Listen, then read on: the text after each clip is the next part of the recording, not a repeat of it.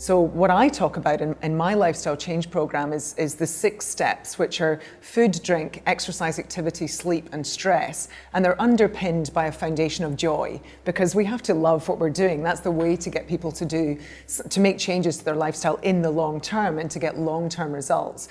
But if you can imagine, if you've got someone who's highly stressed, therefore they're not sleeping well, potentially they're drinking too much alcohol to cope with the stress, or they don't have enough joy in their life because they're so stressed. It's very difficult to then look at their diet and start trying to make dietary changes because they're not in that correct mindset to be able to make those changes. Likewise, if you've got someone who never has exercised, that has an impact on their sleep, that has an impact on their appetite and their weight control, and so on. So really all of those 6 steps overlap each other, they influence each other, and they influence your ability to move forward. So I think the most important thing people can do is try to prioritize which of those things is what's holding them back the most, and prioritize that, make those changes, and then move forward. And the other thing I think that's interesting actually is that things change over, so it's not as if we go, here's the solution, bang, you're sorted, let's move forward. To me, living a healthy lifestyle is always a work in progress.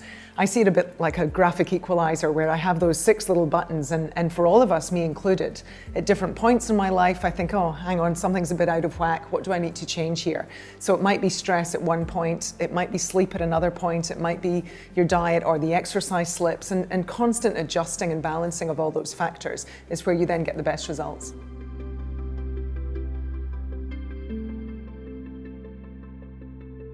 The whole does, is there one size fits all? Absolutely not, there's not. But what we do, the thing that I see in the public eye, particularly working in media, is that, of course, media always want a sensational headline.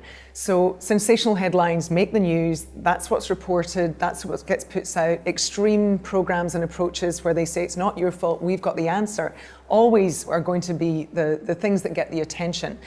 And that's just confusing people. So when I talk to people about what is a healthy diet?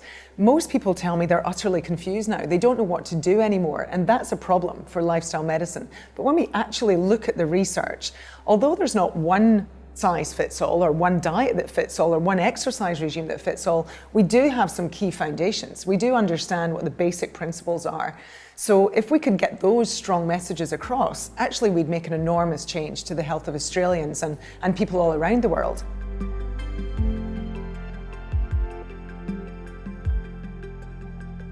And the most common thing that I see, and it's what we see from our nutrition surveys, is that most people aren't eating nearly enough plant food. So we're not eating our veggies. When we look at the Australian population, the last nutrition survey, only 7% were eating the recommended amount of veggies. And that's not even the optimal amount of veggies, that's just what we think is reasonable to ask people to get to. We're not eating enough legumes and whole grains.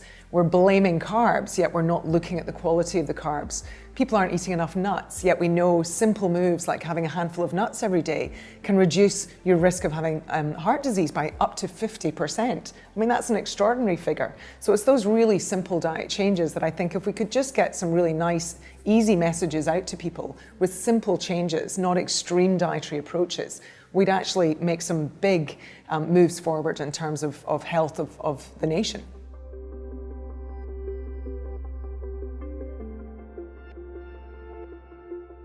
Yeah, well, the food manufacturers one is the first one to tackle. I always say to people, don't always believe the claims on the front of pack. Just because something claims it's got 5 different vitamins or it's high in fiber, doesn't necessarily mean the overall product is healthy. So I always say just be careful of what those claims are. Learn how to read the pack.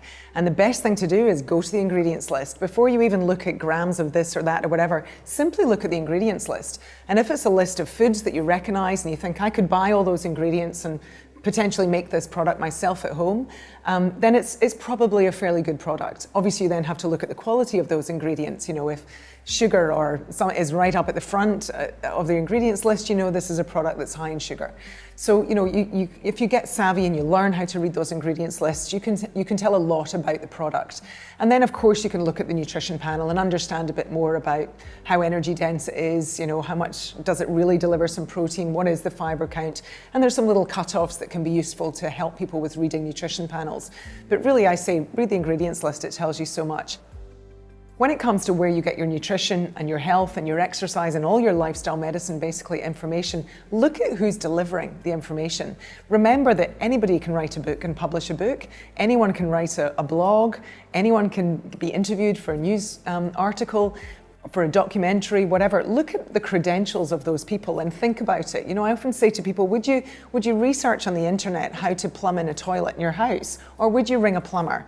You'd ring a plumber. Nobody would question that. You know, very few people are going to try and do that sort of work for themselves. Yet, for some reason, we're starting to question our doctors and we think we can find out more online. I think it's great that we can look up this stuff and try to be more educated ourselves. But I'm not going to take my medical advice from a blogger. You know, so why is it that with nutrition in particular, it seems, but with exercise, with everything else, we're listening to anyone and everyone and questioning experts instead of really recognizing there's some key experts in the field and there's certainly some differing points of view, and you can understand those different points of view, but just be careful. Who's the source of the information, or is it just a sensational headline?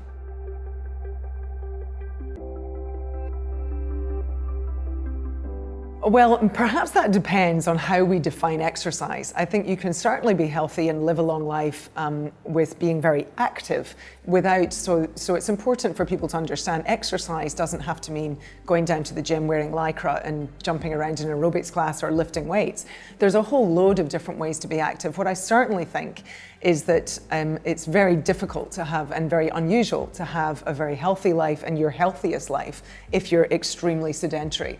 So to me, the most important thing actually is to get people off their bums and moving a little bit more rather than scaring them to death with sort of really high intensity, difficult exercise, which might be quite off-putting for some. So yes, I think getting active and being active is really important, not just for our physical health and for long-term weight control. It's actually important for mental health.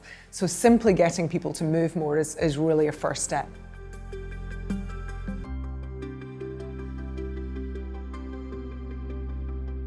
Well, there's no doubt, we've sort of been throwing around this phrase, sitting is the new smoking, and that really came out of several research studies all showing the same thing, that if you sit for more than 8 hours a day, you have a dramatic increase in risk of all sorts of chronic diseases, and of course from being overweight in itself.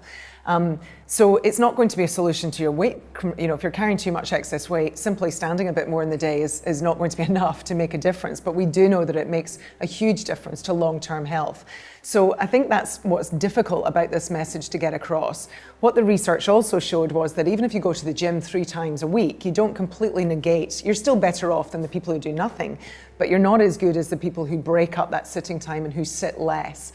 So that's what's important to get across to people. Don't think if you spend hours at the office every day, sitting at your desk, and then think, I've ticked the exercise box because I've gone to the gym 3 times this week. It's not enough. We have to break up those long hours of sitting. But the hard part about that, of course, is that people don't necessarily feel an immediate benefit. And so to get that message across of what's important over the next few days, few weeks, few months, and few years, that it's cumulative and that that's what ultimately is really important. So people have to lose this idea of activity, exercise, standing more and so on as having immediate effects on their body and then giving up because, they don't look like their personal trainer but a month later. We've got to lose that short-sightedness about exercise and activity.